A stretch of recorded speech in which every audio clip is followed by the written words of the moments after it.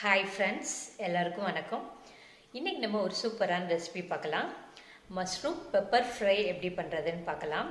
இது வரைக்கும் நம்ம சேனலை சப்ஸ்கிரைப் பண்ணாமல் பார்த்துட்டு இருந்தீங்கன்னா சப்ஸ்கிரைப் பண்ணி வச்சுக்கோங்க. வாங்க வீடியோக்குள்ளே போகலாம்.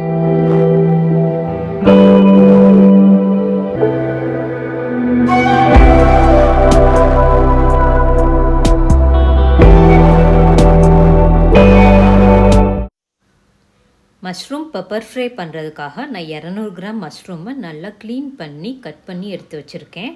மஷ்ரூமை எப்படி க்ளீன் பண்ணுறதுன்னு ஒரு வீடியோ போட்டிருக்கேன். அதோட லிங்க் டிஸ்கிரிப்ஷன் பாக்ஸில் கொடுக்குறேன், செக் பண்ணிக்கோங்க. மஷ்ரூம் பெப்பர் ஃப்ரை பண்ணுறதுக்காக நம்ம மிளகை ஃப்ரெஷ்ஷாக அரைச்சிடலாம். 2 ஸ்பூன் மிளகு போட்டுக்கோங்க, 1 ஸ்பூன் சீரகம் போட்டுக்கோங்க. இது இந்த மாதிரி பவுடரை அரைச்சிக்கோங்க. ஃப்ரெஷ்ஷாக அரைச்சி நம்ம பண்ணும்போது இதோட டேஸ்ட் சூப்பராக இருக்கும்.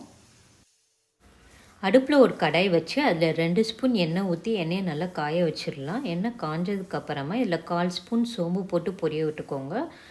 சோம்பு பொரிஞ்சதும் கொஞ்சமாக கருவேப்பிலையை போட்டு தாளிச்சிடலாம்.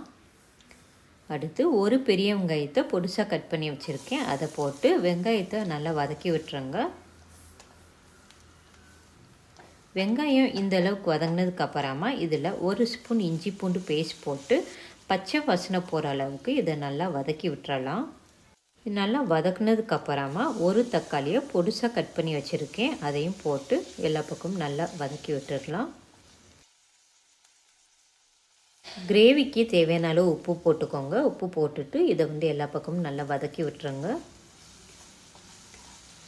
இதை வதக்குனதுக்கப்புறமா மசாலா பொருட்கள் சேர்த்துடலாம். 1 ஸ்பூன் வரமிளகாய் தூள் போட்டுக்கோங்க, 1/2 ஸ்பூன் கரம் மசாலா தூள், 2 ஸ்பூன் மல்லித்தூள் போட்டுட்டு இதில் கொஞ்சமாக தண்ணி ஊற்றி மசாலாவை வெங்காயம் தக்காளி எல்லாத்தோடையும் நல்லா மிக்ஸ் பண்ணி விட்டுருங்க. மசாலாவை எல்லா பக்கமும் நல்லா மிக்ஸ் பண்ணதுக்கப்புறமா 2 நிமிஷம் கொதிக்கட்டும். கொதித்ததுக்கப்புறமா நம்ம கட் பண்ணி வச்சுருக்கிற மஷ்ரூமை போட்டு மசாலாவோட எல்லா பக்கமும் நல்லா மிக்ஸ் பண்ணி விட்டுருங்க.